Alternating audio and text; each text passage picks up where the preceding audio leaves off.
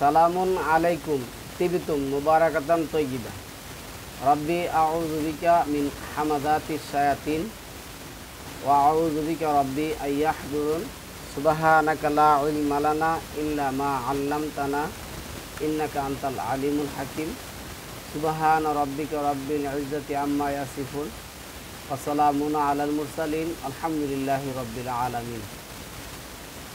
সম্মানিত মুসলিম ভাই বোনেরা, আমন্ত্রণ জানাচ্ছি আজকে একটি টপিক দেখার জন্য। টপিকটা হলো সায়েন্টিফিক তাফসির জাকারিয়া সাহেব। উনি আতিউল্লাহ আতিউর রাসূল বলতে এটা বোঝাতে চেয়েছেন যে এটা আমাদের জন্য না, এটা সাহাবীদের জন্য। এই প্রসঙ্গে আজকে আমার একটা টপিক আমি বলবো, যে আতিউল্লাহ আতিউর রাসূল বলতে আমরা কি বুঝি। আতিউল্লাহ আতিউর রাসূল দিয়ে কোরআন ও হাদিস উভয়েরই আনুগত্য বোঝায়। আল্লাহর আনুগত্য করো এবং রাসূলের আনুগত্য করো। এই রাসূলটা কি আমাদের এটা ভালো করে জানতে হবে। আমাদের সমাজে যে আয়াত দিয়ে আপনাকে আমাকে ধোঁকা দেওয়া হয়, এই আয়াতটা হলো 4 নম্বর সূরা নিসার 59 নম্বর আয়াত। 4-এর 59-এ কি আসছে আমরা একটু দেখে আসি। 4 নম্বর সূরা নিসার 59 নম্বর আয়াত। এই আয়াতটার প্রসঙ্গে অসংখ্য আয়াত আসছে। আমরা শুধু কোরআন ভিত্তিক একটি টপিক করবো আজকে। আমাদের টপিকটা কোরআন ভিত্তিক হবে, তারপরও আমি যেহেতু এটা বিস্তারিত আলোচনা করার জন্য করছি 2-3টা টপিক করবো ইনশাআল্লাহ। আয়াতটা কি আসছে এখানে? ইয়া আইয়ুহাল্লাযীনা আমানু আমানু বিলিভার। এই যে আতিউ অবে আল্লাহ, আতিউল্লাহ আল্লাহকে মানো। ওয়াও এবং ওয়া আতিউ দুটোটা কিন্তু একই আসছে। অবে আল্লাহকে মানো, আল্লাহর আনুগত্য করো। ওয়া আতিউ এবং আনুগত্য করো রাসূ, এই যে রাসূলা ওয়া আতিউর রাসূলা, এই যে রা সিন লাম রাসূল, এটা রিসালাত থেকে আসছে। এই রিসালাত অর্থ কোরআন। আমি গত টপিকে বলছি, আপনারা দেখে নেবেন। এরপর আসছে ওয়া উলিল আমরি, ওয়া উলিল আমরি মিনকুম, তোমাদের মধ্যে যারা উলুল আমর তাদেরকে মানো। এই কথাটা আমাদের এর মধ্যে আসছে। দেখুন এই 64 নম্বর আয়াতের মধ্যে যদি দেখি আমরা, 4-এর 64 দিকে আসছে। দেখুন 4-এর 64 এখানে কি আসছে দেখুন, ওমা আরসালনা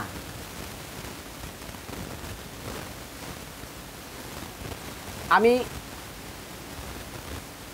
নাজিল করেছি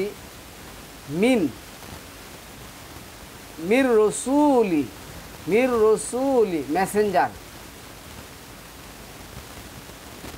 ইল্লা except লিতুআটু, এই দেখেন টু বি obeyed, বিইজনিল্লাহ, এই যে বিইজনিল্লাহ, by the permission of Allah, by the permission of Allah. আমি যত নবী রাসূল কি করছি, নাজিল করেছি, মেসেঞ্জার হিসাবে বানিয়েছি, আল্লাহর অনুমতি ব্যতীত তাদের কাউকে কি করা যাবে না, অ্যাকসেপ্ট করা যাবে না। তাহলে আতিউল্লাহ আতিউর রাসূল, এই যে রাসূল, এই রাসূলটা তারা আমাদেরকে বোঝাচ্ছেন সারা জিন্দেগি ভর মুহাম্মদ। এটা হলো এই তাফসিরে সায়েন্টিফিক সহ যত তাফসিরকারক আছে, এদের কুফুরি এবং নিজেদের হাওয়া এবং প্রবৃত্তির অনুসারে ব্যাখ্যা। আল্লাহ কি বললেন? আতিউল্লাহ আতিউর রাসুল, আল্লাহকে মানো আর রাসুলকে মানো, মানে আল্লাহর বিধানকে মানো। তাহলে আমরা আতিউল্লাহ আতিউর রাসুল বলতে আসলে কি বুঝি? আতিউর রাসুল কি আমাদের খুব ভালো করে জানতে হবে সম্মানিত ভিউয়ার্স। কেননা আমরা এমন এক অন্ধকার জগতের মধ্যে বসবাস করতেছি বা আছি, কতগুলি নাস্তিক গুন্ডা পান্ডা বদমাইশ আমাদের এখন হচ্ছে উপদেষ্টা। ওরা নিজেদেরকে আবার মুসলমান দাবি করে। ওদেরকে যদি কোরআনের একটা ওয়ার্ড দিয়া যাচাই করেন তাহলে এরা পৃথিবীর শ্রেষ্ঠ নাস্তিক যে তা প্রমাণ হবে। ওরাও বলতেছে রাসূলকে মানে, আবার এই যে তাফসীরকারক আছে, প্রচলিত মোল্লা সমাজ আছে, তারাও বলতেছে রাসূলকে মানে। তো রাসূলকে মানলে রাসূল তো কোরআন, কোরআনকে আল্লাহ কি, কোরআন শব্দের অর্থ কী? কোরআন মানে কি? পাঠ করা, একত্রিত করা। কিন্তু কি পাঠ করব? এই রিসালাতটা পাঠ করব, রাসিল লামতা রিসালাতা বারবার পাঠ করব। যাই হোক, তো আমরা সম্মানিত ভিউয়ার্স আপনাদের সামনে যে টপিকটা নিয়ে আসছি, এটা 4 নম্বর সূরা যে 59 নম্বর আয়াত আসছে, এই আয়াতটা দেখার জন্য আমরা আসছি। এরপরে আসছে উলুল আমর। উলুল আমরের যে কথাগুলি আসছে, উলুল আমর কারা? ওয়া উলিল আমরি মিনকুম, এবং তোমাদের মধ্যে যারা উলুল আমর হবে। তো আমাদের মধ্যে কারা উলুল আমর হবে? যারা কি করে, এই যে দেখুন আমি দেখাচ্ছি, যারা কি করে। এই 31 নম্বর সূরার যে আয়াত আসছে, 31 নম্বর সূরার আয়াতের 15 নম্বর আয়াতে দেখুন এনে কি করছে, উলুল আমর কারা হবে। 31-এর 15-তে আসুন। এই 31 নম্বর সূরার 15 নম্বর আয়াতের মধ্যে উলুল আমর কাদেরকে বলছে এনে দেখুন। এই যে এই নার্সে, এই যে মান ওয়াত্তাবিউ সাবিলা, ওয়াত্তাবিউ এন্ড ফলো করো। কাকে? ওই সমস্ত উলুল আমর দিকে ফলো করো। ওয়াত্তাবিউ সাবিলা, পথ। সাবিলা কিসে? পথ।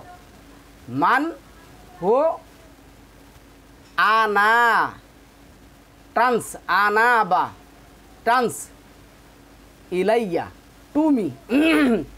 যে সমস্ত উলিল আমররা তোমাদেরকে আমার দিকে কি করে ডাকে, তাদেরকে তোমরা কি করো? ওই সমস্ত উলিল আমরদের অনুসরণ করো। আজকে আমি আয়াতটা পড়লাম, পড়ার পরে নিজের হাওয়া দিয়া পপড়ি দিয়ে আসে কী করলাম, ব্যাখ্যা বিশ্লেষণ তাফসীর করা শুরু করলাম। আর শয়তান গোবর পাইছি তো, আমার চেয়ে বড় শয়তান, পরেই তো ফাঁকি দেওয়ান যাবে। তো সুতরাং আপনি 4 নম্বর সূরা নিসার যে 59 নম্বর আয়াত আসছে, এই আয়াত বুঝতে গেলে আপনার কি করতে হবে? আতিউল্লাহ শব্দটা কই থেকে আসছে এটা আমার জানতে হবে। আতিউ শব্দটা আসছে তাউন শব্দ থেকে। এই তাউন শব্দ কোনটা? এখানে আসেন যাচ্ছি, এই তাউন। এই যে দেখুন 3 নম্বর সূরার 83 নম্বর যে আয়াত আসছে, 3-83।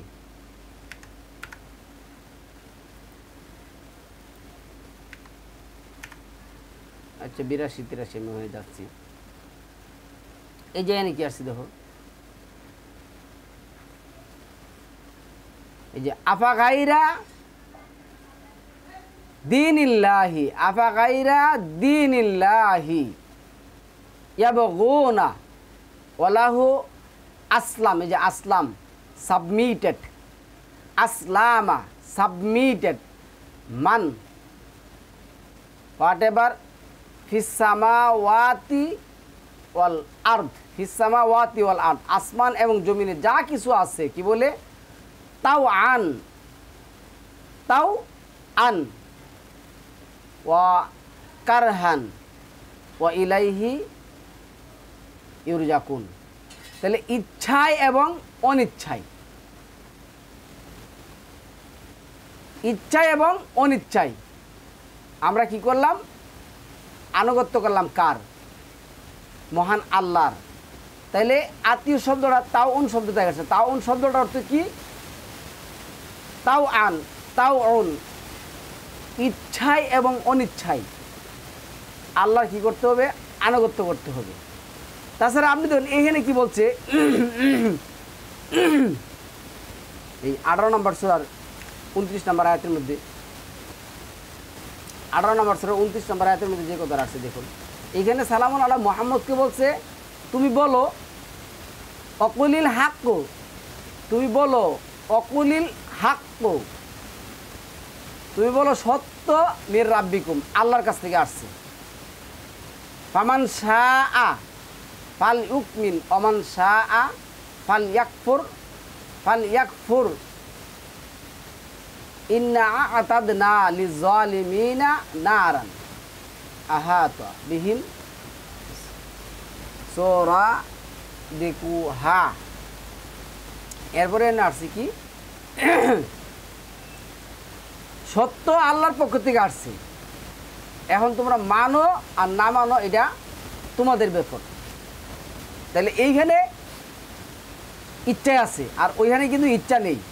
আপনার ইচ্ছা হোক আর না হোক কী করতে হবে? আপনার মানতে হবে। আর উলিল আমরের পরে আল্লাহ যে কথাটা ব্যবহার করছেন 4 নম্বর সূরার, আসুন দেখা যাচ্ছে আপনাদেরকে 4 নম্বর সূরা নিসার 59 নম্বর আয়াতের মধ্যে, 5-9 59 নম্বর আয়াতের মধ্যে উলিল আমরের পরে যে কথাটা ব্যবহার করছেন, ফাইন ইফ তানাজাতুম ইউ ফাইন তানাজাতুম ফি শাইইন, কোনো বিষয়ে যদি তাদের সাথে তোমার কি হয়? মনোনৈক্য হয়, মতৈক্য হয়, ফারুদ্দুহু ইলাল্লাহি ওয়ার রাসূল, তাহলে এটা আল্লাহ এবং আল্লাহর বিধানের দিকে কি করবে? নিয়ে আসবে। ইন কুনতুম তুমিনুনা বিল্লাহি, যদি তোমরা সত্যিকার অর্থে মুমিন হয়ে থাকো, ওয়াল ইয়াউমিল আখির, এবং আখিরকে যদি তোমরা বিশ্বাস করে থাকো, যালিকা খায়রুল ওয়া আহসানু তাবিলা, ডিটারমিনেশন যেটা আসছে। তাহলে এইখানে আতিউল্লাহ আতিউর রাসূল, এই ব্যক্তি বলতেছে আতিউল্লাহ আতিউর রাসূল আমাদের দরকার না, এটা সাহাবাদের জন্য প্রযোজ্য, আমাদের এটা কোনো কাজ নেই। আচ্ছা, যাই হোক সম্মানিত ভিউয়ার্স, আমি আপনাকে আজকে একটু দেখানোর চেষ্টা করব আমরা যে করছি এখানে আল্লাহর আনুগত্য করো এবং রাসূলের আনুগত্য করো। আমাদের উপমহাদেশের অধিকাংশ আলেম উলামা মাশায়েখগণ এবং তাদের বক্ত ও মুরিদানা আতিউর রাসূল দিয়ে প্রচলিত হাদিস মানার সপক্ষে যুক্তি দেওয়ার চেষ্টা করেন। শুধু তাই নয়, অনেক অংশে তারা এটা পুরাপুরিভাবে কি সফল, মানে শতকরা না, 1099 জন 999 জনই এই জিনিসটা বুঝে যে আতিউল্লাহ আতিউর রাসূল মানে আল্লাহর আনুগত্য করা, রাসূলের আনুগত্য করা। এখন রাসূলের আনুগত্য, আল্লাহর আনুগত্য কি? দাড়ি, টুপি, জুব্বা, জাব্বা, প্রচলিত যে ঈদ, প্রচলিত নামাজ, প্রচলিত হজ, প্রচলিত জাকাত, যা কোরআনে একটাও নেই, কোথাও নেই। মানে নবীর নাম দিয়ে, আতিউল্লাহ আতিউর রাসূলের নাম দিয়ে সমাজে যা চালু আছে প্রচলিত মুসলিম সমাজের মধ্যে, একটাও কোরআনের মধ্যে নেই। আমি চ্যালেঞ্জ করে বলতে পারবো, নাই, কোথাও নেই। হ্যাঁ, আতিউল্লাহ আতিউর রাসূল ঠিক আছে, আপনি করেন, হচ্ছে আল্লাহকে মানে, আল্লাহর কোরআনকে মানো, আমি বলবো, কিন্তু আপনারা যদি করছেন এটা আমার কোরআন থেকে বের করে দেন, তারা ইহ জিন্দিগিতে পারবো না, তাদের পূর্বসূরীরা কবর থেকে উঠে আসতে পারবো না। তারা এই ব্যাপারে মোটামুটি সফল। শুধু তাই নয়, অনেক অংশে তারা সফলও বটে, কিন্তু আতিউর রাসূল দিয়ে কি সত্যি প্রচলিত হাদিস মানতে বলা হয়েছে? চলুন তাহলে কোরআনের এই যে এত যে আমাদের মধ্যে একটা বিস্তার আছে, এই ব্যাপারে আমরা কোরআন দিয়ে কিছু আয়াত বিশ্লেষণ করে দেখি, তাহলে আমাদের কাছে জিনিসটা হয়তোবা পরিষ্কার হয়েও যেতে পারে যে আতিউল্লাহ আতিউর রাসূল দিয়ে আসলে আল্লাহ কি বোঝাতে চেয়েছেন। 4 নম্বর সূরা নিসা, আমি যে 64 নম্বর আয়াতটা বলে আসছি, ওয়ামা আরসালনা মির রাসূলিন ইল্লা লিয়াতামা বিইজনিল্লাহ, অর্থাৎ শুধুমাত্র আল্লাহর আদেশের আনুগত্য করাকেই আমি রসুল প্রেরণ করেছি। আমি যে রসুল কি করছি, মানব জাতির মধ্যে যে একজন মানুষ মুহাম্মদ নির্ধারণ করেছি এই কথা বলার জন্য। আল্লাহর অনুমতিক্রমে, তোমরা আল্লাহর অনুমতিক্রমে আল্লাহকে মানো এবং আল্লাহর বিধানকে মানো। এই আয়াত থেকে সুস্পষ্টভাবে বোঝা যায় যে রাসূল একনিষ্ঠভাবে আল্লাহর আদেশের আনুগত্য করেছেন। আল্লাহর আদেশ কোনটি? আল্লাহর আদেশ আল কোরআন, এতে কোনো সন্দেহ নেই। অর্থাৎ কোরআনই আনুগত্য হলো আতিউল্লাহ আতিউর রাসূল। কেন? রসুল তো কোরআনকে বোঝানো হয়েছে। এখন আসুন 4 নম্বর সূরা নিসার 105 নম্বর আয়াতে মধ্যে আল্লাহ কি আসছে? ইন্না আনজালনা ইলাইকাল কিতাবা বিল হাক্কি লিতাহকুমা বাইনান নাসি বিমা আরাকাল্লাহু। অর্থাৎ নিশ্চয় আমি যথাযথভাবে তোমার প্রতি কিতাব নাজিল করেছি যাতে তা দিয়ে মানুষের মাঝে বিচার কাজ ফয়সালা করো। তাহলে সালামুন আলা মুহাম্মদ কি করতেন? আদিষ্ট হয়েছিলেন আল্লাহ যে সত্য বিল হক, যে সত্য কিতাব নাজিল করেছেন সালামুন আলা মুহাম্মদের অন্তরে, যেটা নাজারা বিহি রুহুল আমিন, এটা 26 নম্বর সূরা 193। এটা কি ছিল? বিল হক, একমাত্র সত্য কিতাব। এই কিতাব দিয়ে মানুষের মাঝে কি করতে চাইছেন? বিচার কাজ ফয়সালা করতে চাইছেন। এই জন্য সালামুন আলা মুহাম্মদ যতক্ষণ এই কোরআন দিয়ে কি করছেন? মানুষের মাঝে বিচার কাজ ফয়সালা করেছেন, ততক্ষণই উনি আমাদের কি রসুল, মানে মেসেঞ্জার। আর এটা কি বলা হয়েছে? আচ্ছা, এই কথাটা মানা, কোরআনে যে কথাটা আছে এই কথাটা মানা কি কোরআনকে মানা নাকি একজন মানুষকে মানা? আমি তো আপনাদের কাছে প্রশ্ন রাখবো। তবে আমি বলি এটাই যে আমি একটা ব্যবসার মালিক, আমার একটা কর্মচারী আছে, আমি তার কাছে একটা চিঠি দিয়ে আমি একটা কোম্পানিতে কী করলাম? তাকে প্রেরণ করলাম। চিঠির ভিতরে যাই লিখলাম, এই চিঠি সে কী করলো? আমার ওই বাহকের কাছে নিয়ে গেল, যার কাছে আমি এটা প্রেরণ করেছি তার কাছে নিয়ে গেল, সে এটা পড়লো। এখন ওই ব্যক্তি কি যে নিয়ে গেছে তাকে মানবে নাকি এই চিঠির ভিতরে যে কথাগুলি আছে এই কথাগুলিকে মানবে? এই জিনিসটা যদি আমরা বুঝতে পারি তাহলে সম্মানিত ভিউয়ার্স, আমাদের মধ্য থেকে এই প্রচলিত মোল্লাদের গুমর কি হবে? ফাঁস হয়ে যাবে। এই প্রচলিত মোল্লারা কি করছে?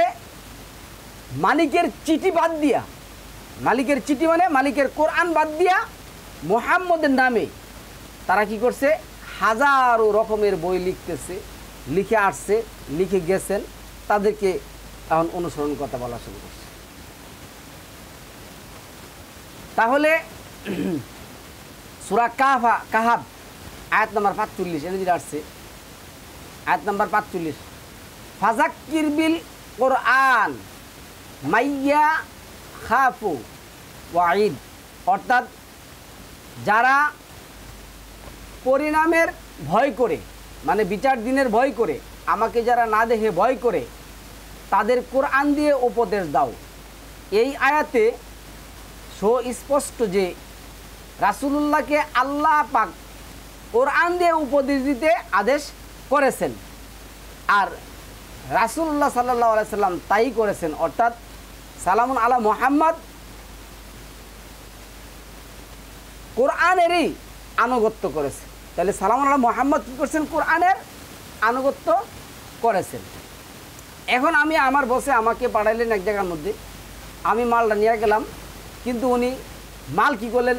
সুইরা ফালাই দিয়ে সেরা আমারে উনি চুমা খাওয়া শুরু করলেন, আমারে উনি বাপ ডাকা শুরু করলেন, আমারে উনি কি করলেন? মাথার মধ্যে নিয়ে নাচা শুরু করলেন, মালের খবর নাই। তাহলে এর চেয়ে বুকামি, এর চেয়ে পাগলামি, এর চেয়ে বদনায়েশে, এর চেয়ে কুফুরি আল্লাহর সাথে আর কোনো কিছু হবে? সালাম আলা মুহাম্মদকে পাঠাইলেন যে তোমরা এটা মানো, তো এটা আল্লাহর পক্ষ থেকে কি আসছে? এটা তোমাদের কাছে আসছে। আমাকে এবং আমার আওয়ামের যে লোকেরা তাদেরকে এটা মানতে বলছেন, কিন্তু তারা এই কোরআন বাদ দিয়া সালামুল্লাহ মুহাম্মদের হাত পাও দেওয়া শুরু করছে। আল্লাহ পাক বলছেন সূরা কাসাস আয়াত নম্বর 28-85, ইন্নাল্লাযী ফারাদা আলাইকাল কুরআন। অর্থাৎ নিশ্চয় তিনি তোমার এই যে রাসূল, কোরআন রাসূল উপর কোরআন ফরজ করেছেন। যেহেতু আল্লাহ পাক কোরআন ফরজ করেছেন, তাই কোরআনকে অক্ষরে অক্ষরে কোরআন পালন করতে হয়েছে, মানে করতে বলা হয়, পালন করতে বলা হয়েছে। অন্যদিকে কোরআনের কোথাও আল্লাহ পাক বলেন নাই তোমার প্রতি প্রচলিত হাদিস গায়রু মাতলু, গায়রু মাতলু যেটা বলে ওয়াহি, তথা সুন্নিদের কুতুবে সিত্তা ও শিয়াদের কুতুবে হামসা ফরজ করা হয়েছে, এই সমস্ত কথাবার্তা আল্লাহ বলেন। আল্লাহ বলছে আমি কোরআন তোমাদের উপর ফারিদা করেছি। সালাম আল্লাহ মুহাম্মদকে বলছেন কোরআন তোমার উপর কী করছি, ফারিদা করেছি, ফরজ করা হয়েছে। তাই কোরআনের বাহিরে অন্য কিছু কি হয়ে যায়, পরিপালনের বাধ্যবাধকতা রসুলের ছিল না। তদ্রূপ আমাদেরও কোরআনের বাহিরে অন্য কিছু পরিপালনের বাধ্যবাধকতা নাই। আমরা আজকে বুখারী তিরমিজি এই সমস্ত মানব রচিত যত কিতাব আছে কোরআনের বাহিরে, তার একটা মানতেও আমরা কিনা বাধ্য নই। এগুলি প্রচলিত মোল্লা সমাজ তাদের ব্যবসা জীবিত রাখার জন্য আমাদের সামনে এগুলি কী করছে, তুলে নিয়ে আসছে। সূরা কাসাসের আয়াত হলো 28-47 আসছে, ওয়ালাউলা আন তুসিবাহুম মুসিবাতুন বিমা কাদ্দামাত আইদিহিম ফায়াকুলু রব্বানা লাউলা আরসালতা ইলাইনা রাসূলানা বিজ্ঞা রাসূলান নাবিয়্যা আয়াতিকা ও নাকুনা মিনাল মুমিনিন। আর এর কম না হয় যে, মানে এরকম না হয় যে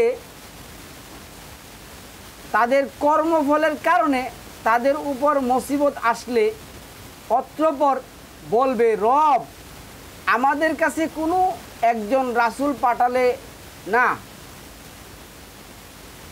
তাহলে তোমার আয়াত মেনে চলতাম এবং মুমিন হতাম।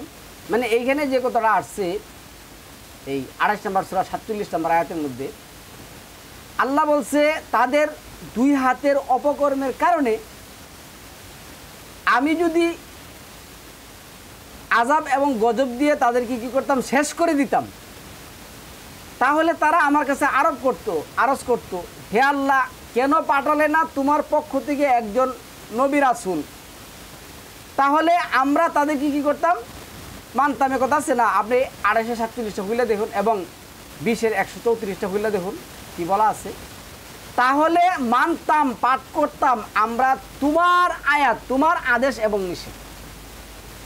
তাহলে কারা বলতো, কাফেররা বলতো। আল্লাহ বলছে আমি যদি তাদের অপকর্মের কারণে, তাহলে তখনকার সময় যে কাফেররা ছিল তারাও তো এখনকার সময়ের হুজুরদের চেয়ে উত্তম। তখনকার সময়ের কাফেররা এখনকার সময় হুজুরদের চেয়ে কি উত্তম, এটা আল কোরআন বলে, আমি কিন্তু না ভাই, আমার কারোর সাথে শত্রুতা নেই। এইখানে বলা হচ্ছে একজন রাসূল পাঠালে তোমার আয়াত মেনে চলতাম এবং মুমিন হয়ে যেতাম। এখানে বলা হয়নি একজন রাসূল পাঠালে তার হাদিস মেনে চলতাম এবং মুমিন হয়ে যেতাম। সুতরাং বোঝা যাচ্ছে রাসূল পাঠালেও মুমিন হতে আল্লাহর আয়াত মেনে চলতে হবে। কী করতে হবে, আল্লাহর আয়াত মেনে চলতে হবে। সূরা আনআম 71 কিলে আছে,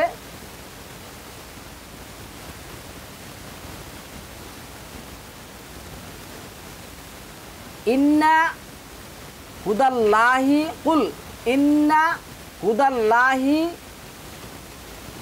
হুয়াল হুদা কুল ইন্না হুদাল্লাহি হুয়াল হুদা। হে নবী আপনি বলুন নিশ্চয় হিদায়াত আল্লাহর, আর তাই প্রকৃত হিদায়ত, মানে আল্লাহর হিদায়তই একমাত্র হিদায়ত। ফামান তাবিয়া হুদায়া ফামান শাকিরা হুদায়া, আমার হৃদয় যে অনুসরণ করবে তা আলাইহি ওয়ালা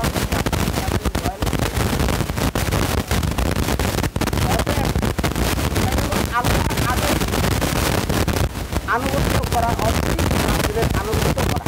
আর আল্লাহর আদেশের আনুগত্য করাই রাসূলের আনুগত্য করা। রাসূল মানতে হলো কি? কোরআন। এখন আল্লাহকে মানা, আল্লাহকে মানতে যাওয়া, আল্লাহকে মানতে হবে, আল্লাহকে মানতে গেলে কোরআন মানতে হবে। প্রচলিত যে আরব ইতিহাসের যে রাসূল আছে তার কথা আল্লাহ বলেন নাই। এই অর্থে রাসূলের আনুগত্য মানে আল্লাহর আনুগত্য। 4 নম্বর সূরা 80 নম্বর আয়াতের মধ্যে আল্লাহর আদেশ অমান্য করে রাসূলের আনুগত্য করা যায় না। আল্লাহর আদেশ অমান্য করে রাসূলের আনুগত্য করা যায় না। বিশেষ করে প্রচলিত হাদিস মান্য করা মাধ্যমে যখন সেগুলি কোরআন সাথে সাংঘর্ষিক বা অসঙ্গতিপূর্ণ। আপনি 17 রাকাত নামাজ পড়ছেন, কোরআনে নেই। আপনি আসসালামু আলাইকুম বলছেন, কোরআনে নেই। আপনি মুসাফা করছেন, কোরআনে নেই। আপনি 2 ঈদ পালন করছেন, কোরআনে নেই। আপনি প্রচলিত যে হজ পালন করছেন, কোরআনে নেই। আপনি বিয়া শাদী যে মানে কাটামো, যে নিয়মকানুন আপনি করছেন তা কোরআনে নেই। আপনি যে বিচার কাজ ফয়সালা করছেন তা কোরআনে নেই। বর্তমান যে নাস্তিক সমাজ উপদেষ্টা হিসাবে আমাদের উপরে আবার এক আজরাইল যাওয়ার পরে আবার ডাবল স্ট্যান্ড আজরাইল আমাদের উপরে সেটা বলবে, তার একটাও এগুলো নাস্তিকের চেয়ে আরো বড় নাস্তিক কোরআনে নেই। আরে কাকে বই পাবেন? আল্লাহ বলছে ফালা তাকশাউ ওয়াকশাউ, তোমরা আমাকে বই পাও, ওদেরকে না। ওরা আমরা কিছু জন্য বই পাবো, মরণ তো একবার আছে, নষ্ট। অনেকে বলতে চাইছেন কোরআনের বাইরেও রাসূলুল্লাহর কাছে ওহী পাঠানো হয়েছে, সেগুলি প্রচলিত হাদিস। তর্কের হাতিরে তা যদি ধরেও নেই কোরআনের বাহিরে রাসূলের কাছে ওহী আসতো, তাহলে যে সকল প্রচলিত হাদিস কোরআনের সাথে সাংঘর্ষিক বা কোরআনের সাথে যা যায় না সেগুলি আবার হাদিস হয় কি করে? সেগুলিকে হাদিস হিসাবে মেনে নিলে বলতে হয় আল্লাহ পাক কোরআন মাতলু ওহী একরকম কথা বলছে, আর হাদিস গায়রে মাতলু ওয়াহি ভিন্ন রকম কথা বলছে। এটা কি বিশ্বাসযোগ্য? এটা কি হতে পারে? এটা কি ইসলাম? অবশ্যই না। এমন বিশ্বাস অন্তরে পোষণ করলে ঈমান থাকবে না। তাহলে এই সকল প্রচলিত হাদিস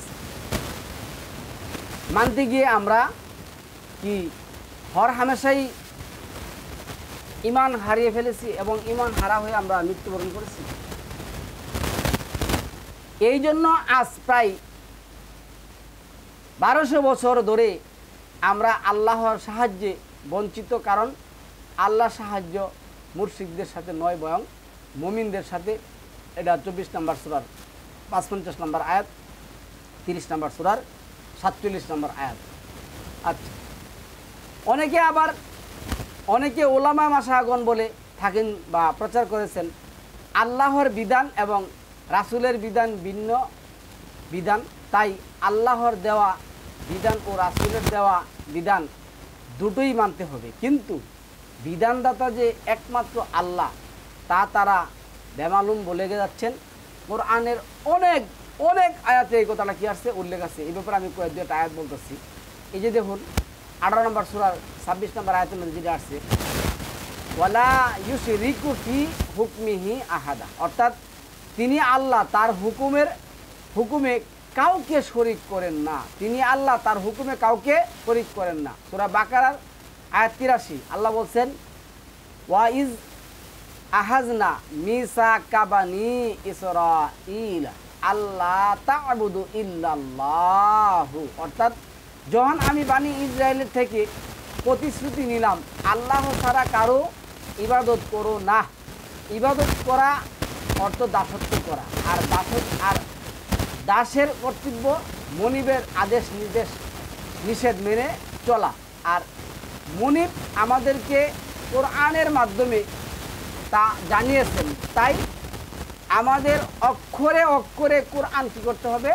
মানতে হবে। অন্যদিকে রাসূল ও যে একজন বিধানদাতা এবং এই বিধানদাতা এই কথা কোরআনের কোথাও উল্লেখ নেই, এমনকি ইঙ্গিতও নেই। তাহলে রাসূলকে কীভাবে বিধানদাতা মানবেন, বিধাতাই একমাত্র বিধান দেওয়ার মালিক, আর তিনি হলেন মহান আল্লাহ। মহান আল্লাহ এই ব্যাপারে কী বলতে দেখেন। আল্লাহ বলছেন সূরা আনকাবুতের আয়াত নাম্বার 18, ওয়ামা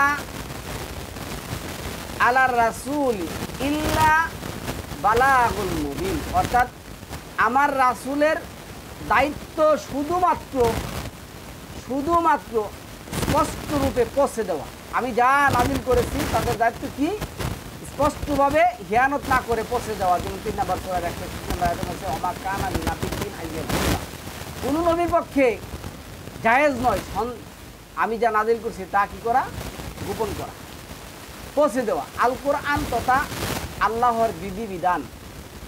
অপর আয়াতে আল্লাহ বলছেন হে নবী তুমি বলো ওমা আলাইনা ইল্লাল বালাগ, অর্থাৎ আমার দায়িত্ব শুধুমাত্র তোমাদের কাছে আল্লাহর বাণী কি করা? পৌঁছে দেওয়া।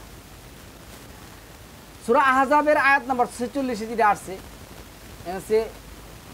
দাই ইলাল্লাহি ইযনিহি ওয়া সিরাজাম মুনীরা, অর্থাৎ আল্লাহর আদেশে তার মানে আল্লাহর দিকে আহ্বানকারী এবং উজ্জ্বল বাতি। আল্লাহর আদেশে তাকে কী করতে হবে? আল্লাহর দিকে মানুষকে ডাকতে হবে। এখান থেকে বোঝা যাচ্ছে রাসূলের দায়িত্ব আল্লাহর নির্দেশক্রমে তার আল্লাহর দিকে ডাকা। আচ্ছা, নির্দেশক্রমে অর্থাৎ আল্লাহর বিধিবিধান দিয়ে, কাদিয়া আল্লাহর বিধিবিধান দিয়ে, অর্থাৎ রাসূল আহ্বানকারী বিধান তৈরিকারী নয়। রাসূল কি? মানুষকে আহ্বানকারী, আল্লাহর আদেশ নির্দেশ দিয়ে, কিন্তু উনি বিধান তৈরিকারী নয়, বিধানদাতা নয়। উনি তো আব বা বান্দা। অবশ্যই অস্বীকার করতে পারবেন রাসূলকে বিধানদাতা বানাতে গিয়ে আল্লাহর সাথে শিরক করছে কি নানাভাবে দেখব।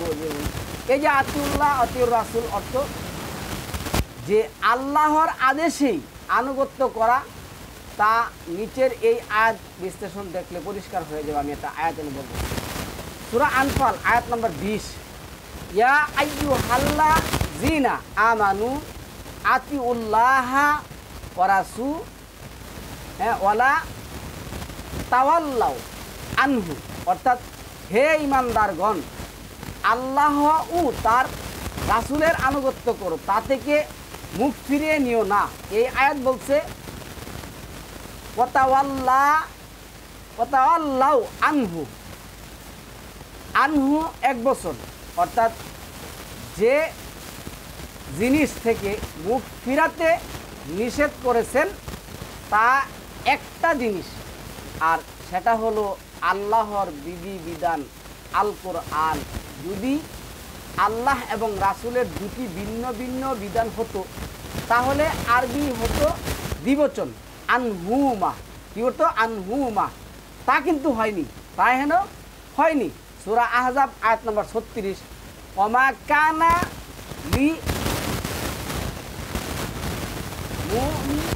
লিমুমিনি ওমা কানা লিমুমিনি ওয়ালা মুমিনাতি ইজা কাযাল্লাহু ওয়া রাসূলুহু আমরান আইয়াকুনা লাহুমুল খিয়ারাত মিন আমরিহিম, অর্থাৎ যখন আল্লাহ এবং তার রাসূল কোনো বিষয়ে ফয়সালা দেন তখন মুমিন নারী পুরুষেরা তার আদেশের উপর কোনো এখতিয়ার থাকে না। এখানে লক্ষণীয় আল্লাহ ও রাসূল ফয়সালা দেন। এই আল্লাহ কোথায়? রাসূলুল্লাহ কি? কোরআন। আল্লাহ যে ফয়সালাটা কোরআনে দিয়েছেন এই ফয়সালাটা মুমিন নারী মুমিন পুরুষ মানতে কোনো প্রশ্ন থাকতে পারে না। এটা হলো আতিউ। এটা কি? তাওআন, ইচ্ছায় এবং অনিচ্ছায় কী করতে হবে? মানতে হবে। আর সালামুন আলা মুহাম্মদ যেটা বলছেন কুলিল হাক্কু মির রাব্বিক, এইটা আল্লাহর পক্ষ থেকে আসছে, তোমরা মন চাই মানো, না মন চাই না মানো। এটা রাসূলের কথা। আচ্ছা, তাহলে যখন আল্লাহ এবং তার রাসূল কোনো বিষয়ে ফয়সালা দেন তখন মুমিন নারী পুরুষের তার আদেশের উপর কোনো এখতিয়ার থাকে না। এখানে লক্ষণীয় আল্লাহ ও রাসূল ফয়সালা দেন, রাসূল সরাসরি উপস্থিত থেকে। তাহলে আল্লাহ কিভাবে ফয়সালা দেন? আল্লাহর ফয়সালা দেন অর্থাৎ আল্লাহর রাসূল তার আল্লাহর আদেশ দিয়ে ফয়সালা দেন। মানে আল্লাহ ওয়াকাদা রব্বুকা আল্লাহ তা'বুদু, আল্লাহ কাদা করছেন, আল্লাহ কি করছেন? কাদা করেছেন। আল্লাহ আইন এবং বিধান দিয়েছেন, আল্লাহর আইন এবং বিধান দিয়ে রাসূলও কি করছেন? কাদা করেছেন। এটা 4 নম্বর সূরার 65 নম্বর আয়াত। তো আল্লাহ যখন আইন এবং বিধান দিয়ে রাসূলের মাধ্যমে কি করছেন? কাদা করছেন। আর রাসূল যখন মানুষের মাধ্যমে কাদা করছেন তখন রাসূল কি করছেন? আমাদেরকে কোরআন দিয়ে, আল্লাহর বিধান দিয়ে, রিসালাত দিয়ে, রাসূল দিয়ে আমাদেরকে উপদেশ দিয়েছেন। আমরা এটা কি করব? মানব। আচ্ছা, তাহলে এনে আল্লাহর ফয়সালা দেন অর্থাৎ আল্লাহ রাসূল তার আল্লাহর আদেশ দিয়ে ফয়সালা দেন। তাই বলা হয়েছে আল্লাহ এবং তার রাসূলের ফয়সালা দেন। তদ্রূপ মানুষ সরাসরি আল্লাহর অনুসরণ এবং আনুগত্য করতে পারে না। রাসূল আল্লাহর আদেশের অনুসরণ এবং আনুগত্য করে, আর আমরা রাসূলের আনুগত্য করি, মানে আল্লাহর আদেশেরই আনুগত্য করি, আল্লাহর আদেশে আনুগত্য করি। এই আয়াতের শেষ অংশে লক্ষ্য করুন, মিন আমরিহিম, এই ক্ষেত্রেও হিম যদি আল্লাহ এবং রাসূলের আদেশ ভিন্ন ভিন্ন হতো তবে বহুবচন হুমা হইতো, আমরু হুমা। বুঝতে হবে সম্মানিত ভিউয়ার্স, এই আতিউল্লাহ দিয়া সিরা এই তাফসিরের জগতের যারা তাফসির জগৎ, আমি এগুলি সবসময় সরাসরি বলি এগুলি কোরআনের দুশ্মন।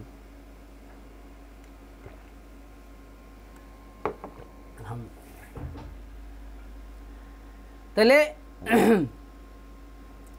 এই যে হুমা শব্দটা ব্যবহৃত হতো, অর্থাৎ বোঝা যাচ্ছে বিধিবিধান একটাই, আল্লাহর বিধিবিধান, আর সেটা হচ্ছে আল কোরআন বিধিবিধান।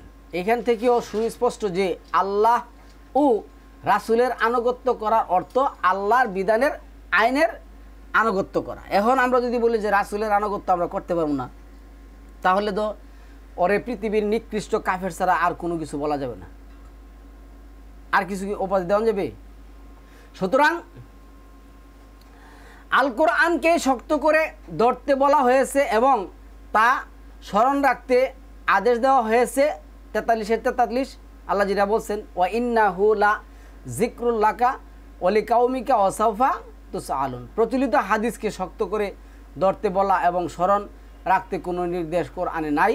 প্রচলিত হাদিস গায়রু মাতলু ওহি শক্ত করে ধরা এবং স্মরণ রাখা জরুরি হলে নবীজির জীবদ্দশায় সংগ্রহীত হয়ে কিতাব আকারে প্রকাশ পেত, বুখারী সাহেবদের অপেক্ষায় 250-300 বছর পর থাকতে হতো না। উল্লেখ্য যে 250 ও 300 বছর পরে যদি এগুলো ওহি হয়ে থাকে তাহলে এই 300 বছর কি মানা হয়েছিল সেখানে তো আর এগুলি উপস্থিত ছিল না, সেটা আর আরেকটা হলো আমরা যেটা জানি না, আমরা কোনো নবীর মধ্যে পার্থক্য করতে পারবো না। আমাদের সকল নবীর হাদিস কী করতে হবে? মানতে হবে, পালন করতে হবে। তাইলে নবীর আগে যে সমস্ত নবীরা আসছে তাদের হাদিসের কিতাব কোথায় পাবো, কীভাবে মানবো? যাই হোক, আর গায়রে মাতলু ও হাদিস মনে বলে যে সব কিতাবের নাম বলা হচ্ছে, যেমন বুখারী শরীফ, মুসলিম শরীফ, নাসাই শরীফ, আবু দাউদ শরীফ ইত্যাদি, ওগুলি যে ওহী নয় তা এইসব কিতাবের নাম থেকেই বোঝা যায়।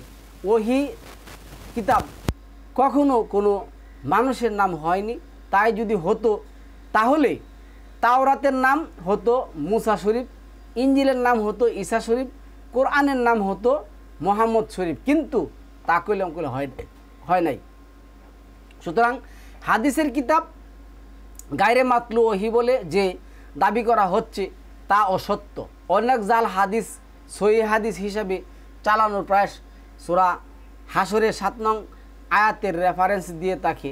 দেখুন সূরা হাশরের 7 নং আয়াত কি বলছে?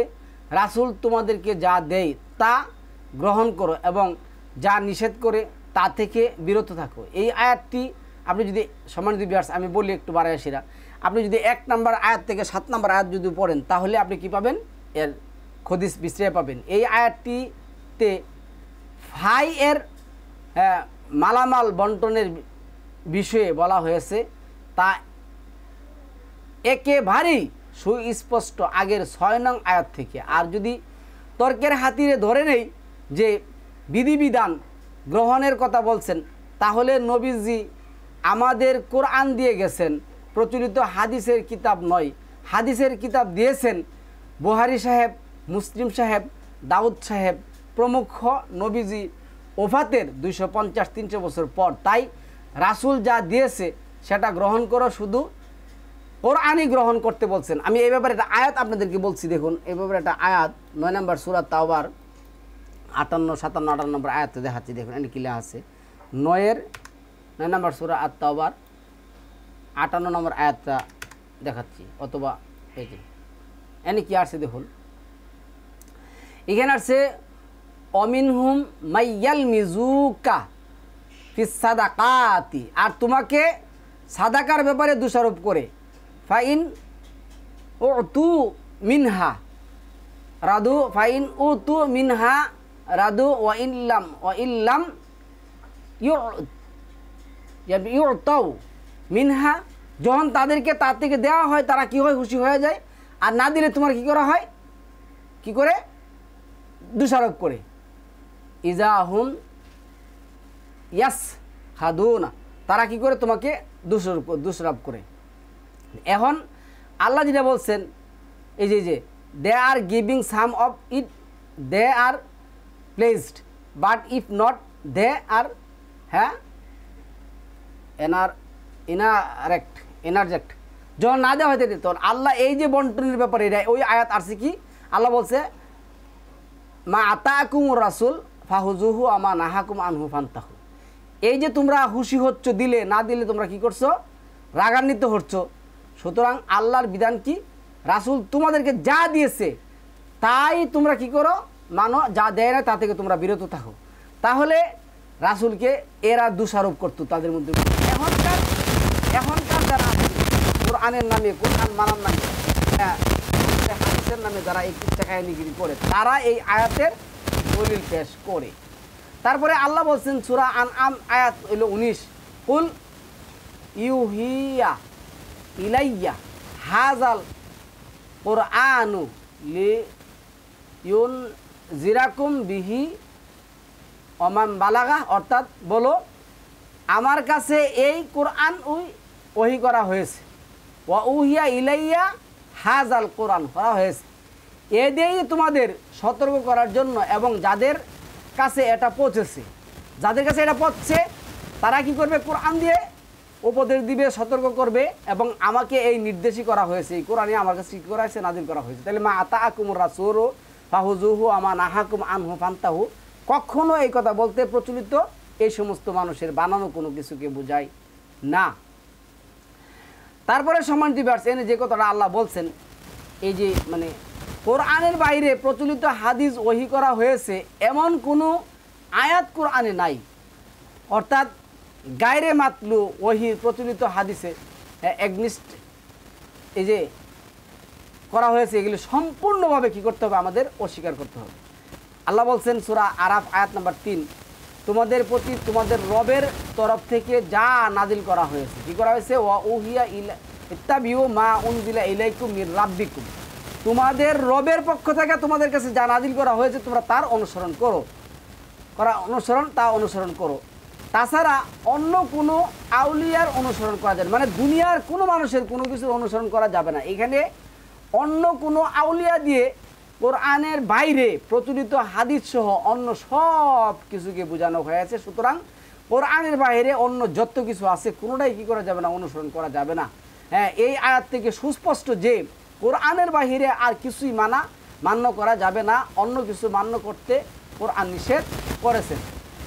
এরপরে কোরআন এই যে সূরা বাকারার যে 85 নম্বর আয়াত, আফা তুমিনুনা বিবাদিল কিতাবি অতুক ফিরোনা বিবাদিন, অর্থাৎ তোমরা কি কিতাবের কিছু অংশ মানবে আর কিছু অংশ অমান্য করবে? অর্থাৎ সম্পূর্ণরূপে কোরআন মানতে হবে। সুবিধা মতো কি হানিক মানবো আবার হানিক মানবো না, কিছু মানবো না, এদ হতে পারে না। এছাড়া কোরআনের আরও অন্তত প্রায় 250 মতন আয়াত আছে এই ব্যাপারে, কোরআন তাফসিরকৃত, কোরআনী হাদিস, বিভিন্ন ধরনের আয়াত আছে। আমরা যদি 68 নম্বর সূরার 44 নম্বর আয়াত দেখেন, 52 নম্বর সূরার তুরের 34 নম্বর আয়াত দেখেন, আবার যদি 77 নম্বর সূরার 50 নম্বর আয়াত দেখেন, আবার যদি আপনি এই 7 নম্বর সূরার 185 নম্বর আয়াত দেখবেন, এনে আর কি আসছে। এছাড়াও কোরআনের আরও অন্তত 2 ডজন আয়াত আছে যা থেকে স্পষ্টরূপে বোঝা যায় বিধানদাতা একমাত্র আল্লাহ। 3 নম্বর সূরা আল ইমরানের 154 নম্বর কি আসছে, কুল ইন্নাল আমরা কুল্লাহু লিল্লাহ। 12 নম্বর সূরার 40 নম্বর আয়াতের মধ্যে কি আসছে, ইনিল হুকমু ইল্লা লিল্লাহ। সূরা কাসাসের 88 নম্বর আয়াতে লাহুল হুকমু ওয়া ইলাইহি তুরজাউন, অর্থাৎ হুকুম তারই এবং তার দিকে প্রত্যাবর্তন। হুকুমও আল্লাহর, প্রত্যাবর্তিত হবে কিসের দিকে? আল্লাহর দিকে। রাসূলের দিকে আমাদেরকে প্রত্যাবর্তিত হতে বলেন নাই। নবী রাসূলদের বিভিন্ন বিধান দেওয়ার কোনো এখতিয়ার আল্লাহ কি করেন না করে 6 নম্বর সূরা 78 নম্বর আয়াতের মধ্যে। আগের নবীরা দিতে পারতেন না, সালামুন আলা মুহাম্মাদুন না। কোরআনের বাইরে বিধান হিসেবে রাসূলের কাছে কোনো ওহী আসে নাই। এটা আল কোরআন দ্বারা প্রদত্ত 4 নম্বর সূরা নিসার 166 নম্বর আয়াত। তবে কোরআনের সাথে সামঞ্জস্যপূর্ণ হাদিস মান্য করতে হবে। যারা বলেন তাদের বলবো, এগুলো তো কোরআনের বাইরের কথা। রাসূলগণের সময়ে প্রেক্ষিতে বাস্তবতার নিরিখে বিভিন্ন উদাহরণ, উপমা, ব্যাখ্যা, বিশ্লেষণ দিয়ে মানুষকে বুঝাবেন। তার জন্য স্বতন্ত্র গ্রহণ তো মানতে হবে, এমন কোনো কথা ইঙ্গিত আল্লাহ কোরআনে নাজিল করেন নাই, পাওয়া যায় না। আর রাসূল শব্দের অর্থ বার্তাবাহক। রাসূল শব্দের অর্থ কি? বার্তাবাহক। বার্তাবাহকটা মুহাম্মদ, রাসূল হলো কোরআন। তাহলে মুহাম্মদ ছিলেন কোরআনের বার্তাবাহক। আল্লাহ রাসূলকে যে বার্তা দিয়েছেন তিনি তা মানুষের কাছে পৌঁছে দিয়েছেন। যেসব মানুষ সেই সব বার্তাকে সত্য বলে বিশ্বাস করলো এবং পালন করলো, সেই রাসূলের আনুগত্য করলো। আশা করি আতিউল্লাহ ও আতিউর রাসূল দিয়ে যে কোরআনকে মান্য করা কথা বলা হয়েছে তা পরিষ্কার বুঝে আসছে। সবশেষে মায়েদার 44, 45, 47, 86, 13, 14 দিয়ে আমরা যেটা বলবো, 48, 49 দিয়া যেটা বলবো, আয়াতে বলা হয়েছে যথাক্রমে যারা আল্লাহর নাজিল করা বিধান অনুযায়ী বিচার ফয়সালা করে না তারা কাফের, যারা আল্লাহর বিধান অনুযায়ী বিচার ফয়সালা করে না তারা জালেম, যারা আল্লাহর বিধান নাজিলকৃত কিতাব অনুযায়ী ফয়সালা করে না, বিধান অনুযায়ী বিচার ফয়সালা করে না, তারা ফাসেক।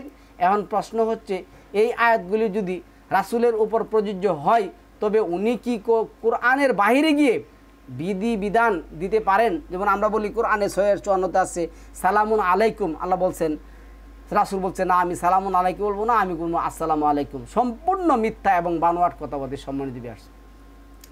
আচ্ছা, তারপরে এখন প্রশ্ন হলো, এই আয়াতগুলি যদি রাসূলের উপর প্রযোজ্য হয় তবে উনি কি কোরআনের বাইরে গিয়ে বিধিবিধান দিতে পারেন কি না, বা আদৌ দিয়েছেন কি না? এমন চিন্তা তো রাসূলকে আল্লাহ বিধানের বিরোধিতা করিয়ে বলে চিত্রিত করা হয় না, কখনো করা যাবে না। উল্লেখ্য যে কারো যদি কোরআন ভিত্তিক ভিন্ন কোনো যুক্তি, বিশ্লেষণ, তত্ত্ব, উপাত্ত থাকে তবে তা আমার কাছে উপস্থাপন করেন, আমার চ্যানেলে দিবেন। আমি আপনাদেরকে বলছি এইখানে টপিকটা শেষ করবো। সালামুন আলাইকুম, তিবিতুম মুবারাকাতুন তয়্যিবা।